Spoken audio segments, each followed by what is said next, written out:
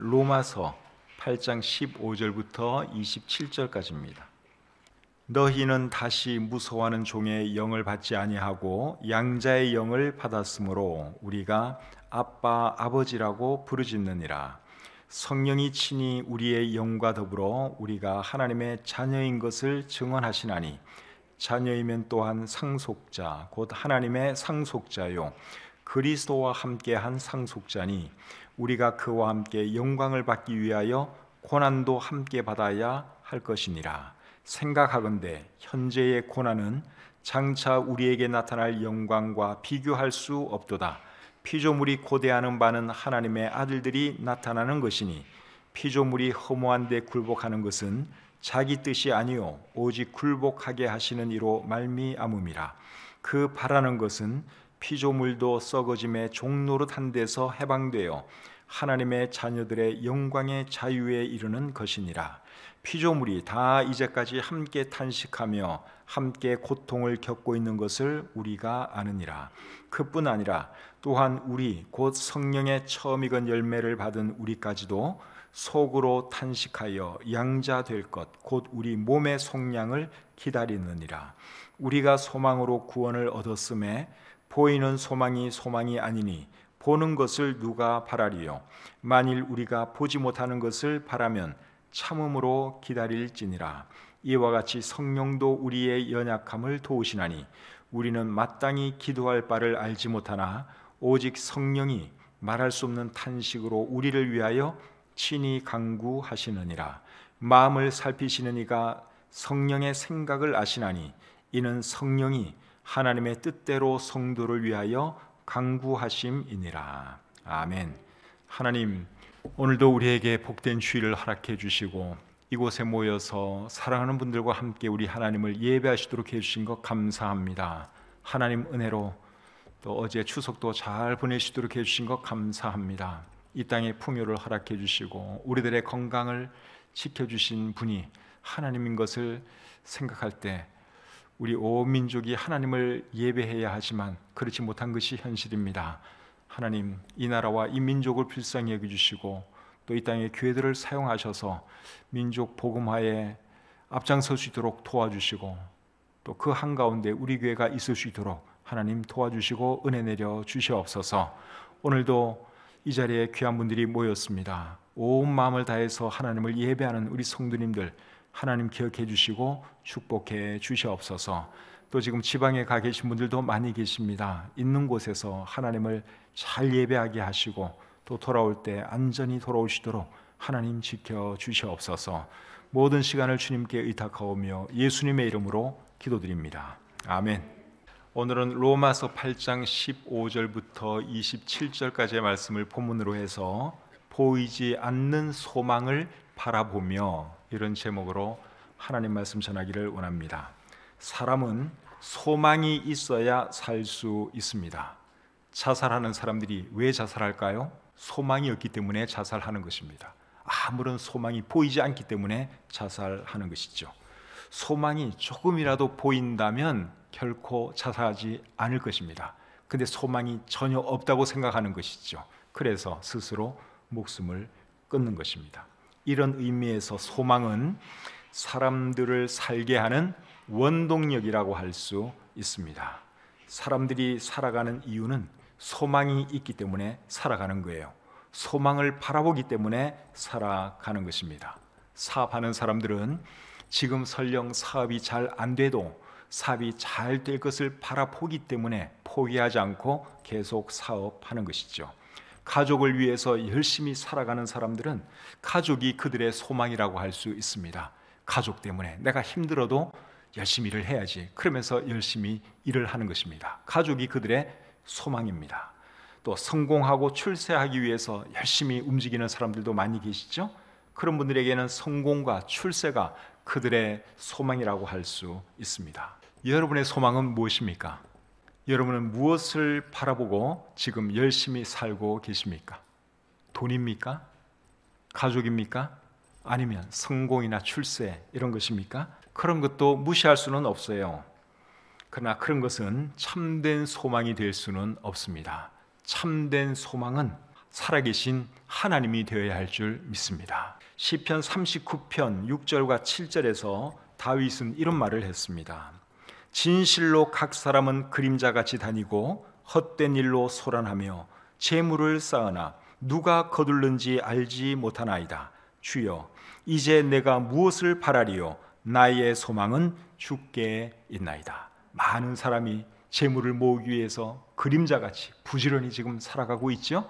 그런데 다윗은 내 소망은 주님께 있습니다. 그렇게 고백을 했습니다. 정말 멋진 소망 아닙니까? 우리도 다윗처럼 소망을 하나님께 두고 살아갈 수 있기를 바랍니다. 돈에 소망을 두면 실망하게 됩니다. 잠언 23장 5절에 이런 말씀이 있습니다. 네가 어찌 허무한 것에 주목하겠느냐? 정령이 재물은 스스로 날개를 내어 하늘을 나는 독수리처럼 날아가리라. 재물을 허무한 것이라고 표현하면서 그 재물에 모든 것을 쏟고 거기에 목숨 걸고 살아가는 사람들은 나중에 그 재물이 독수리처럼 날아갈 때 얼마나 허무하겠습니까? 그러니까 돈이 소망인 사람은 실망할 수밖에 없지요. 가족도 마찬가지입니다. 가족이 참 좋은 것이죠. 가족이 내 곁에 있기 때문에 힘도 나고 또 즐거움도 있고, 그렇지만 그 가족이 언제까지나 내 곁에 있는 것은 아니잖아요. 언젠가는 사랑하는 가족과도 이별을 해야 합니다. 그렇기 때문에 가족도 진정한 소망이 될 수는 없습니다. 그러나 하나님께 소망을 두면 실망할 일이 없습니다. 하나님은 끝까지 우리와 함께 하시는 분이기 때문에 그렇죠. 시편 23편 4절에서 다윗은 이런 고백을 했습니다. 내가 사망의 음침한 골짜기로 다닐지라도 해를 두려워하지 않을 것은 주께서 나와 함께 하심이라. 다윗이 참 험난한 삶을 살았습니다. 험악한 죽음의 골짜기를 다닐 때도 하나님께서 늘 그와 함께 해 주셨습니다. 또 6절에서는 이런 고백을 하고 있습니다. 내 평생의 선하심과 인자하심이 반드시 나를 따르리니 내가 여호와의 집에 영원히 살리로다. 우리 하나님은 살아 있을 때뿐만 아니라 우리가 죽은 뒤에도 영원토록 우리와 함께해 주시는 분이십니다. 그렇기 때문에 소망을 두려면 하나님께 두는 것이 맞습니다. 이 세상에 있는 것들에 소망을 두면 여러분 실망하게 되어 있습니다. 그것이 우리의 진정한 소망이 될 수 없기 때문에 그렇지요. 그런데 여러분, 하나님은 우리 눈에 안 보이죠. 하나님이 눈에 안 보이기 때문에 하나님께 둔 소망은 보이지 않는 소망이라고 할 수 있습니다. 오늘 본문 24절을 보시면 이렇게 말씀하고 있습니다. 우리가 소망으로 구원을 얻었음에 보이는 소망이 아니니 보는 것을 누가 바라리요. 보이는 소망이 아니라고 말씀을 하고 있죠. 눈에 보이지는 않지만 지금도 살아계시고 영원히 살아계실 하나님만이 참된 소망이라고 우리 성경은 말씀하고 있습니다. 베드로전서 1장 3절에서는 하나님께 둔 소망을 산 소망이라고 말씀하고 있습니다. 돈에 소망을 두는 그런 소망은 죽은 소망이에요. 오래 못 가는 소망이에요. 근데 하나님께 둔 소망은 참된 소망이고 살아있는 그런 소망입니다. 눈에 보이는 돈이나 성공이나 가족은 잠시 있다가 사라집니다. 그러나 우리 하나님은 지금도 살아계시고 앞으로도 영원히 살아계실 분이기 때문에 하나님만이 우리의 진정한 소망이고 참 소망이 되시는 분이시죠. 우리가 하나님을 소망으로 삼고 살아갈 수 있는 이유가 뭐겠습니까? 그것은 우리가 하나님의 자녀이기 때문에 그렇습니다. 본문 15절을 보겠습니다. 너희는 다시 무소하는 종의 영을 받지 아니하고 양자의 영을 받았으므로 우리가 아빠 아버지라고 부르짖느니라. 자, 여기 보시면 우리가 하나님을 아빠 아버지라고 부른다, 그렇게 말씀하고 있죠. 그런데 아빠라는 말하고 아버지라는 말하고 글씨체가 다릅니다. 성경을 빨리 한번 보셔요. 아빠라는 글씨와 아버지라는 글씨가 글씨체가 다르죠. 아빠가 다른 글씨하고 다르게 되어 있죠. 그것은 무슨 말인가 하면 여기 아빠는 외래어라는 말이에요. 우리 아이들이 아빠 하는 그 아빠가 아니라 여기 나오는 아빠는 아람어로 아버지라고 하는 뜻이에요. 아람어로 아버지가 아바입니다. 헬라어 원어 성경에는 아바 파테르라고 되어 있습니다. 파테르는 아버지고 아바는 아람어 아버지를 그대로 음역을 한 거예요. 그래서 헬라어 성경에는 아바 파테르 이렇게 되어 있고 영어 성경에는 아바 father 그렇게 되어 있습니다. 그리고 우리나라 성경에는 아빠 아버지 그렇게 되어 있죠. 근데 옛날에 보던 개역 한글판에서는 아빠라고 안 되어 있고 아바라고 되어 있습니다. 제가 볼 때는 그게 더 나은 번역 같아요. 아빠라고 해놓으니까 이게 헷갈리잖아요. 그죠? 아이들이 아빠 부르는 같은 그런 느낌이 들죠? 근데 여기 아빠는 외래어예요. 그렇기 때문에 차라리 그냥 아바라고 번역을 해놨으면 아 이게 아버지라는 뜻인가 보다 그렇게 이해를 할 수 있는데 아빠라고 해놓으니까 이거는 품위가 더 많이 떨어지는 것 같습니다. 표준 세번역이나 우리말 성경에서는 아바라고 번역을 해놨습니다. 그게 더 나은 번역입니다. 어쨌든 간에 우리가 하나님을 아버지라고 부르시는 것은 이것은 여러분 보통 큰 축복이 아니죠. 홍길동은 서자였기 때문에 아버지를 아버지라고 부르지를 못했습니다. 서자는 옛날에 그랬던 모양입니다. 근데 우리는 여러분 하나님 보시기에 얼마나 추악한 죄인들이었습니까? 그런데 거룩하신 하나님께서 우리를 하나님의 양자로 받아들여 주셨습니다. 그래서 우리가 하나님의 자녀가 되었고 마음 놓고 하나님을 아버지라고 부를 수 있으니 이것이 보통 큰 축복이 아니죠.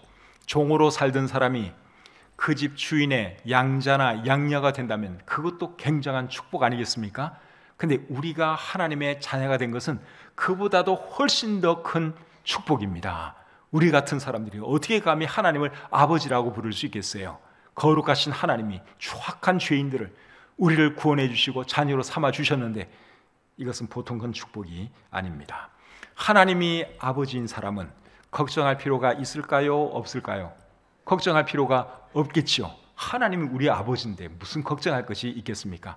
돈 많은 재벌 회장님의 양자라면 또는 양녀라면 그 사람들도 돈 걱정은 안 할 겁니다. 근데 우리 하나님은 재벌 회장보다도 훨씬 더 돈도 많고 가진 것이 많은 분이세요. 그렇기 때문에 우리는 염려할 필요가 없다 하는 것이죠. 마태복음 6장에서 예수님이 염려와 관련해서 이런 말씀을 하십니다. 마태복음 6장 25절입니다.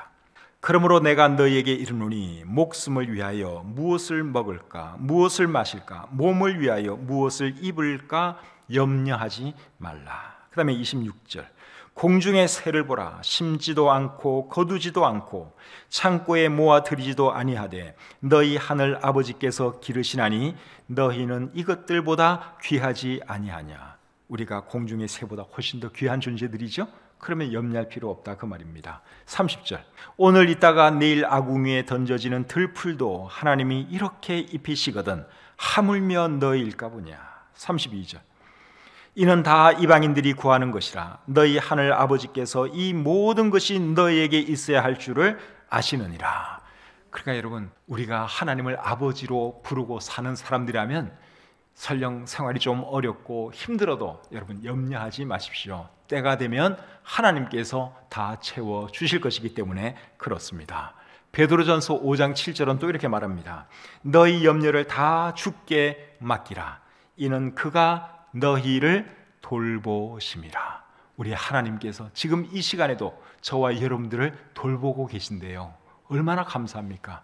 그러니까 염려할 것 있으면 하나님께 기도하시고 염려하지 마시기를 바랍니다. 어차피 염려해도 해결 안 돼요.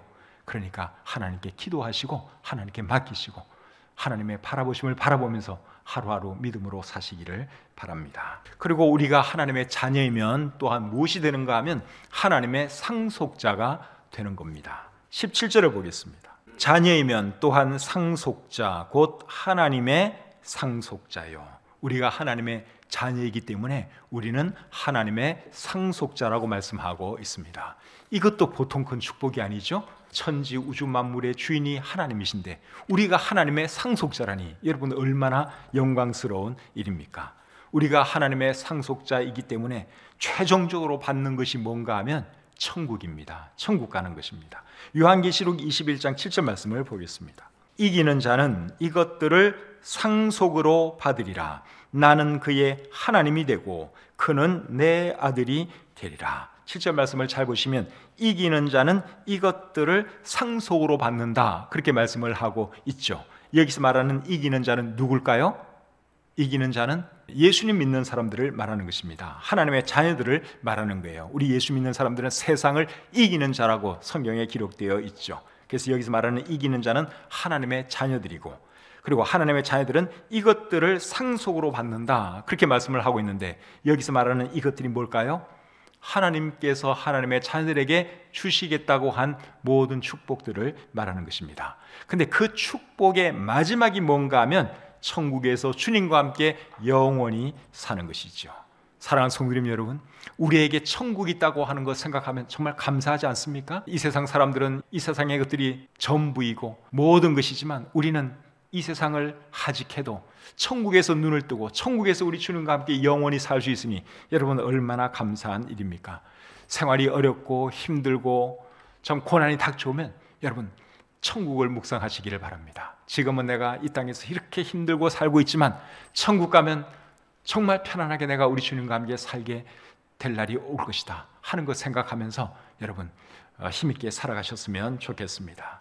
천국에 대해서 요한계시록 21장에 잘 기록이 되어 있는데 1절부터 4절까지 말씀만 제가 한번 읽어드리겠습니다. 또 내가 새 하늘과 새 땅을 보니 처음 하늘과 처음 땅이 없어졌고 바다도 다시 있지 않더라. 또 내가 보매 거룩한 성 새 예루살렘이 하나님께로부터 하늘에서 내려오니 그 준비한 것이 신부가 남편을 위하여 단장한 것 같더라. 내가 들으니 보좌에서 큰 음성이 나서 이르되 보라, 하나님의 장막이 사람들과 함께 있음에 하나님이 그들과 함께 계시리니 그들은 하나님의 백성이 되고 하나님은 친히 그들과 함께 계셔서 모든 눈물을 그 눈에서 닦아주시니 다시는 사망이 없고 애통하는 것이나 곡하는 것이나 아픈 것이 다시 있지 아니하리니 처음 것들이 다 지나갔음이러라. 이 세상을 살다 보면 아플 때도 있고 눈물 흘릴 때도 얼마나 많습니까? 그러나 천국에 가면 그런 것들이 없다 이거예요. 그래서 천국이 좋은 곳입니다. 그리고 21장 그 이후에 쭉 읽어보면 천국은 정말 너무너무 아름다운 곳입니다. 코로나가 좀 오래 가다 보니까 외국 나가고 싶어도 잘 못 나가고 그런 분들 많이 계시죠. 뭐 유럽의 아름다운 그런 데 가면 얼마나 참 힐링이 되고 참 좋습니까? 스위스 같은 나라 정말 좋죠. 그런데 한 번씩 가고 싶다 하는 생각이 들 텐데 여러분 우리 천국은 뭐 스위스나 유럽의 좋은 그런 곳은 비교도 안 됩니다. 그러니까 언젠가는 우리가 천국에서 우리 주님과 정말 여행하는 것처럼 영원토록 행복하게 살 날이 있다 하는 것을 바라보시고 이 땅에서의 삶이 조금 힘들어도 참고 인내하며 잘 살아갈 수 있기를 바랍니다. 그리스도인으로서 이 땅에서 사는 것이 그렇게 쉬운 일이 아닙니다. 사도행전 14장 22절 하반절에 보면 우리가 하나님의 나라에 들어가려면 많은 환난을 겪어야 할 것이라 하는 말씀이 있습니다. 우리가 최종적인 하나님 나라 천국에 들어갈 때까지 이 땅에서 많은 환난을 겪어야 합니다. 또 디모데후서 3장 12절에는 무릇 그리스도 예수 안에서 경건하게 살고자 하는 자는 박해를 받는다고 말씀하고 있습니다. 제대로 좀 예수님 믿어보려면 여러분 박해가 따릅니다. 절대로 쉽지 않습니다. 그리고 오늘 본문 17절 하반절에도 보시면 이런 말씀이 있죠. 그리스도와 함께한 상속자니 우리가 그와 함께 영광을 받기 위하여 무엇도 함께 받아야 한다고요? 고난도 함께 받아야 할 것이니라 그렇게 말씀을 하고 있죠. 그래서 여러분 이 땅에서 사는 것이 쉽지는 않아요. 그리스도인으로서 이 땅에서 살다 보면 참 많은 어려움을 겪습니다. 불이익도 당할 수 있고 핍박도 당할 수 있습니다. 그나마 우리나라에서 그리스도인으로 사는 것은 그나마 다행이에요. 뭐 특별한 핍박이나 힘든 일은 없잖아요. 근데 북한이라든가 또 아랍 이슬람권 그런 나라들에서 신앙생활을 하는 것은 목숨 걸어야 하는 일입니다. 발각되면 고문도 당해야 되고 처형도 당해야 되고 죽어야 하는 것이 지금 이 땅에 많은 그리스도인들의 삶이에요. 그렇게 많은 환난과 핍박이 있습니다. 그러나 여러분 그래도 우리가 받을 그 영광에 비하면 이 땅의 고난은 아무것도 아니라는 사실이에요. 본문 18절에서 그 말씀을 하고 있습니다. 생각하건대 현재의 고난은 장차 우리에게 나타날 영광과 비교할 수 없도다. 이 땅에서 고난이 있어도 우리가 장차 누리게 될 그 영광 생각하면 아무것도 아니라는 것입니다. 그러니까 고난 당할 가치가 있는 겁니까? 없는 겁니까? 고난 받을 가치가 있는 거죠. 고난이 물론 쉽진 않아요. 그래도 우리가 천국에서 누리게 될 그 영광에 비하면 이 땅의 고난은 아무것도 아니기 때문에 우리가 기꺼이 고난 당할 수가 있는 것이죠. 베드로전서 4장 12절과 13절에 이런 말씀이 있습니다. 사랑하는 자들아, 너희를 연단하려고 오는 불시험을 이상한 일 당하는 것 같이 이상히 여기지 말고 오히려 너희가 그리스도의 고난에 참여하는 것으로 즐거워하라. 이는 그의 영광을 나타내실 때에 너희로 즐거워하고 기뻐하게 하려 함이라. 그리스도의 고난에 참여하는 것을 즐거워하라, 그렇게 말씀을 하고 있죠. 고난이 크면 클수록 천국에서 누리게 될 그 영광도 더 클 것이기 때문에 이 땅에서 우리가 때로는 고난도 당하지만 얼마든지 감내하면서 살아갈 수가 있습니다. 사도행전을 읽어보면 초대교회 사도들과 성도들은 핍박 속에서도 그들은 정말 기뻐하면서 즐거워하면서 살았습니다. 매를 맞아도 기뻐했습니다. 환난을 겪어도 그들은 감사하면서 살았습니다. 지금도 지구상에서는 그렇게 살아가는 그리스도인들이 있습니다. 그래서 우리도 이 땅에서 그리스도인으로 살 때 혹시 어떤 불이익을 당하거나 약간의 핍박 당해도 그거 괴롭게 생각하지 마시고 감사하면서 기뻐하면서 살아야 하는 것이죠. 그리스도와 함께 영광을 받으려면 그리스도와 함께 고난도 받아야 한다 하는 그 사실 여러분 잘 기억하시기를 바랍니다. 영어 표현 중에 no cross, no crown 이라고 하는 표현이 있죠. No cross, no crown. 십자가 없이는 면류관이 없다. 고난이 없이는 영광이 없다 하는 말인데 맞는 말씀이죠. 예수님께서 여러분 존귀한 분이 되실 수 있었던 것은 예수님이 십자가를 지셨기 때문에 그렇게 될 수 있었던 것입니다. 이 세상에 우리 주님의 이름보다 더 고귀하고 더 위대한 이름이 어디 있어요? 그렇게 되실 수 있었던 이유는 주님이 기꺼이 십자가를 지시고 돌아가셨기 때문에 하나님께서 예수님을 모든 이름 위에 뛰어난 이름으로 만들어 주신 것이죠. 빌립보서 2장 8절부터 11절에 그 말씀이 있는데 제가 한번 읽어드리겠습니다. 사람의 모양으로 나타나사 자기를 낮추시고 죽기까지 복종하셨으니 곧 십자가에 죽으심이라. 이러므로 하나님이 그를 지극히 높여 모든 이름 위에 뛰어난 이름을 주사 하늘에 있는 자들과 땅에 있는 자들과 땅 아래에 있는 자들로 모든 무릎을 예수의 이름에 꿇게 하시고 모든 입으로 예수 그리스도를 주라 시인하여 하나님 아버지께 영광을 돌리게 하셨느니라. 우리 주님이 십자가를 지시고 고난 당하셨기 때문에 하나님께서는 예수님을 높여서 모든 이름 위에 뛰어난 이름이 되게 해 주신 것입니다. 우리가 예수님을 주님으로 고백하고 우리가 주님을 예배하는 그 이유가 뭡니까? 우리 주님이, 우리 예수님이 우리를 위해서 십자가에 달려 돌아가셨기 때문에 그런 것이죠. 그래서 고난 없는 영광은 없다, 십자가 없는 면류관은 없다 하는 것 여러분 꼭 기억하시기를 바랍니다. 그런데 우리가 고난 당할 때 우리와 함께 해주시는 분이 계시는데 그분이 누구신가 하면 성령 하나님이세요. 자, 본문 26절 27절을 보겠습니다. 이와 같이 성령도 우리의 연약함을 도우시나니 우리는 마땅히 기도할 바를 알지 못하나 오직 성령이 말할 수 없는 탄식으로 우리를 위하여 친히 간구하시느니라.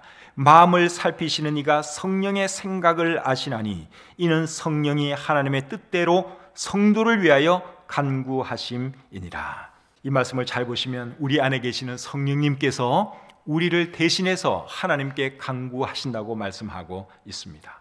여러분, 사람이 너무 힘들면, 너무너무 고통스러우면 기도도 잘 안 되는 거 여러분 경험해 보셨습니까? 너무너무 힘들면 기도가 안 돼요. 기도가 적당히 힘들어야지 기도가 되는 거지, 진짜 힘들면 기도고 뭐고 지쳐서 아무것도 할 수가 없습니다. 또 상황이 너무 복잡하고 꼬이면 도대체 어떻게 하나님께 기도해야 할지도 모를 때도 있어요. 뭘 우리가 정확하게 알아야지 하나님 이렇게 도와주세요 기도를 하는데 일이 막 얽히고 설키고 꼬이면 어떻게 기도를 해야 될지 모를 때도 있습니다. 그럴 때 우리 안에 계시는 성령님께서 우리를 위해서 기도해 주신다고 하는 사실입니다. 우리가 부르는 복음성가 중에 이런 노래가 있죠. 당신이 지쳐서 기도할 수 없고 눈물이 빗물처럼 흘러내릴 때 주님은 아시네 당신의 약함을 사랑으로 돌봐주시네. 누군가 널 위하여 누군가 기도하네. 네가 홀로 외로워서 마음이 무너질 때 누군가 널 위해 기도하네. 누군가 여러분을 위해서 기도해 주시는데 그분이 누구십니까? 성령 하나님이세요. 다른 사람이 여러분들을 안 알아주고 여러분들을 위해서 기도 안 해줘도 여러분 안에 계시는 성령 하나님은 여러분을 위해서 기도하신다고 하는 사실입니다. 그런 성령님이 우리에게 계시는 거 생각하면 여러분 얼마나 감사합니까? 그렇기 때문에 고난 중에 있을 때, 너무너무 힘들 때, 이 세상에 나 혼자밖에 안 남은 것 같은 그런 느낌이 들 때도 여러분 혼자가 아니라는 것을 잊지 마십시오. 성령 하나님께서 여러분들과 함께하고 있습니다. 그리고 고난은 여러분들만 당하는 게 아니에요. 이 땅의 모든 사람들이 다 당합니다. 또 사람만 당하는 것이 아니라 이 땅의 모든 피조물이 고통을 당하고 있습니다. 그 말씀이 오늘 본문 22절에 나옵니다. 피조물이 다 이제까지 함께 탄식하며 함께 고통을 겪고 있는 것을 우리가 아느니라. 누가 고통을 겪고 있다 그랬습니까? 피조물이. 모든 피조물이 지금 고통을 겪고 있다, 그렇게 말씀을 하고 있는데, 여러분, 피조물이 고통 겪는 이유가 뭘까요? 사람들이 죄를 지어서 그래요. 사람들이 죄를 지어서. 창세기 3장 17절 하반절부터 18절에 보시면 이렇게 기록되어 있습니다. 땅은 너로 말미암아 저주를 받고 너는 내 평생에 수고하여야 그 소산을 먹으리라. 땅이 내게 가시덤불과 엉겅퀴를 낼 것이라. 여기 보면 아담의 죄로 말미암아 이 땅이 저주를 받을 것이라고 하나님이 말씀을 하셨습니다. 그래서 가시덤불과 엉겅퀴를 이 땅이 낼 것이라고 말씀하고 있죠. 그러니까 여러분, 장미꽃에 괜히 가시가 있는 게 아닙니다. 원래는 장미꽃에 가시가 없었어요. 사람이 죄를 짓고 나서 장미꽃도 가시를 내기 시작했습니다. 사람 찌르려고. 사람이 믿거든요. 사람이 죄를 지었기 때문에 모든 게 다 타락하고 다 고통을 당하고 있는 것입니다. 사자나 호랑이 같은 맹수도 처음에는 그렇지 않았어요. 정말 양처럼 온순한 짐승이었습니다. 그런데 사람이 범죄하고 타락할 때 짐승들도 저주를 받은 거예요.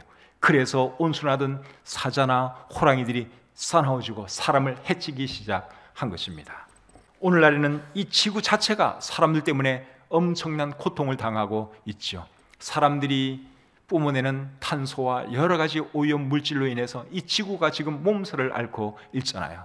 그래서 이상 기후 현상이 나타나고 있고, 온도가 상승하면서 빙하가 녹고, 빙하가 녹으면서 바닷물이 수위가 올라가고, 구름이 또 많아지고 하면서 홍수가 나고, 또 어떤 곳에서는 가뭄, 지진, 이 모든 것들이 왜 일어나느냐? 사람들의 죄 때문에 그런 것입니다. 사람들이 이 지구를 망가뜨리고 사람들이 환경을 파괴하고 사람들의 죄 때문에 동물도 고통당하고 식물도 고통당하고 지구도 고통당하고 그러는 것입니다. 그런데 여러분, 이 모든 피조물이 원래의 모습으로 되돌아갈 날이 있는데, 그때가 언젠가 하면 주님께서 다시 오시고 이 땅의 천년 왕국이 시작되면 이 땅의 모든 것이 원래의 모습으로 되돌아갑니다. 이사야서를 읽어보면 광야에서 물이 솟겠고 사막에서 시내가 흐를 것이다 하는 말씀이 있죠. 그리고 사자가 소처럼 풀을 먹을 것이며 젖먹는 아이가 독사의 구멍에서 장난칠 것이다 하는 말씀이 있는데, 이게 여러분 실제로 일어날 일인데 언제 이런 일이 일어날까요? 천년 왕국 때 일어나는 것입니다. 그때는 이제 맹수도 다시 온순해지는 거예요. 광야에 시내가 흐를 것입니다. 에덴 동산처럼 이 세계가 다시 변화될 것입니다. 에덴 동산처럼 될 거라고 하는 말씀은 이사야 51장 3절에 있는데 시간 관계상 찾지는 않겠습니다. 그렇기 때문에 이 세상 모든 피조물은 예수님께서 다시 오실 그날을 지금 고대하고 있습니다. 19절부터 21절 보겠습니다. 피조물이 고대하는 바는 하나님의 아들들이 나타나는 것이니 피조물이 허무한 데 굴복하는 것은 자기 뜻이 아니요 오직 굴복하게 하시는 이로 말미암음이라. 그 바라는 것은 피조물도 썩어짐의 종노릇한 데서 해방되어 하나님의 자녀들의 영광의 자유에 이르는 것이니라. 19절에 보시면 피조물이 고대하는 바는 하나님의 아들들이 나타나는 것이라고 말씀을 하고 있죠. 여기 말하는 하나님의 아들들은 예수님 믿는 사람들을 말하는 것입니다. 그리고 나타나는 것은 예수님께서 다시 오실 때 예수님 믿는 사람들이 예수님과 함께 나타나는 그것을 말하는 겁니다. 골로새서 3장 4절에 이렇게 기록이 되어 있습니다. 우리 생명이신 그리스도께서 나타나실 그때에 너희도 그와 함께 영광 중에 나타나리라. 우리 주님께서 나타나실 때 믿는 사람들도 함께 나타난다, 그 말이죠. 데살로니가전서 4장 14절 또 보겠습니다. 우리가 예수께서 죽으셨다가 다시 살아나심을 믿을진대 이와 같이 예수 안에서 자는 자들도 하나님이 그와 함께 데리고 오시리라. 예수님 믿는 사람은 죽으면 그 영혼이 바로 천국으로 가죠.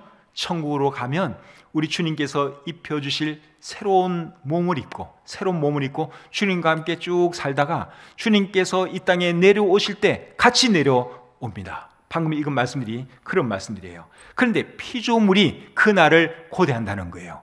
예수님께서 다시 오실 그날을 피조물들이 고대한다.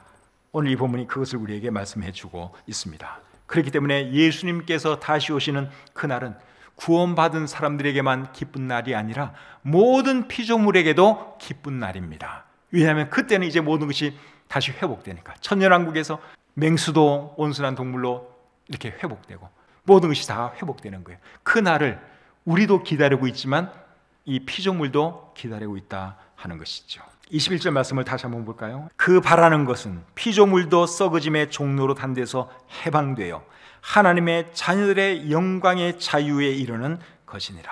예수님이 다시 오시면 모든 피조물도 저주와 고통에서 벗어난다, 그 말입니다. 그리고 우리의 몸도 회복되지요. 23절을 보겠습니다. 그뿐 아니라 또한 우리 곧 성령의 처음 익은 열매를 받은 우리까지도 속으로 탄식하여 양자될 것 곧 우리 몸의 속량을 기다리느니라. 우리 몸의 속량을 기다린다 하는 이 말의 의미는 우리의 몸까지 구원받는 것을 기다린다, 그 말입니다. 지금은 우리가 구원받았어도 우리의 영혼이 구원받은 것이지 우리의 몸까지 구원받은 것은 아니잖아요. 우리 몸은 여전히 죄와 사망의 권세 아래 살아가고 있습니다. 그래서 아프기도 하고 병들기도 하고 그리고 결국은 죽을 수밖에 없는 이 몸이에요. 그런데 예수님께서 다시 오시면 우리의 몸이 어떻게 됩니까? 병들지도 않고 죽지도 않는 그런 몸으로 변화하게 되죠. 그 말씀이 고린도전서 15장 51절과 52절에 있는데 한번 읽어드려 보겠습니다. 우리가 다 잠잘 것이 아니요 마지막 나팔에 순식간에 호련히 다 변화되리니 나팔 소리가 나매 죽은 자들이 썩지 아니할 것으로 다시 살아나고 우리도 변화되리라. 예수님의 재림 나팔이 울려 퍼지는 그 순간 우리의 이 썩을 몸이 썩지 않을 몸으로 변화된다, 그렇게 말씀하고 있습니다. 그런 몸으로 변화되면 이제 아픈 것도 없고 죽는 것도 없는 거죠. 그날이 우리의 소망이고 그날이 우리가 믿음의 눈으로 바라보는 날입니다. 그날이 올 때까지 참고 인내하는 저와 여러분들이 되시기를 바랍니다. 본문 25절에 그렇게 하라고 말씀하고 있어요. 25절 보겠습니다. 만일 우리가 보지 못하는 것을 바라면 참음으로 기다릴지니라. 참으라고 말씀을 하고 있죠. 인내하라고 말씀하고 있습니다. 우리의 소망은 보이지 않는 소망입니다. 보이지 않는 소망을 우리는 믿음의 눈으로 지금 바라보고 있습니다. 이 소망을 바라보는 사람은 겉사람이 쇠해도 낙심하지 않습니다. 고난이 있어도 좌절하지 않습니다. 왜냐하면 우리가 주목하는 것은 보이는 것이 아니요 보이지 않는 것이고, 눈에 보이는 것은 잠깐이지만 눈에 보이지 않는 것은 영원하기 때문에 그렇습니다. 우리는 눈에 보이지는 않지만 분명히 살아계신 하나님을 우리가 믿고 있고 그 하나님을 소망 삼아 지금 살아가고 있는 사람들입니다. 그렇기 때문에 세상 사람들처럼 돈이나 세상의 성공이나 어떤 가족이나 사람에게 소망을 두지 말고 살아계신 하나님께 소망을 두고 그렇게 살아야 하는 것이죠. 다윗처럼 하나님께 소망을 두고 살아가시는 제가 되고 여러분이 되시기를 우리 주님의 이름으로 축복합니다. 하나님 아버지 감사합니다. 우리에게 영원한 소망을 주시고 오늘도 이렇게 하나님께 예배 드릴 수 있어서 정말 감사합니다.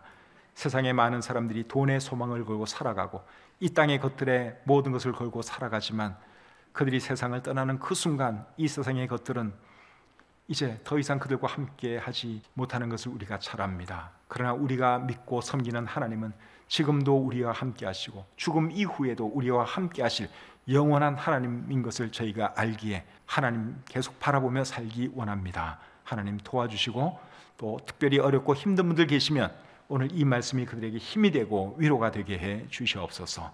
주신 말씀을 감사드리며 예수님의 이름으로 기도드립니다. 아멘.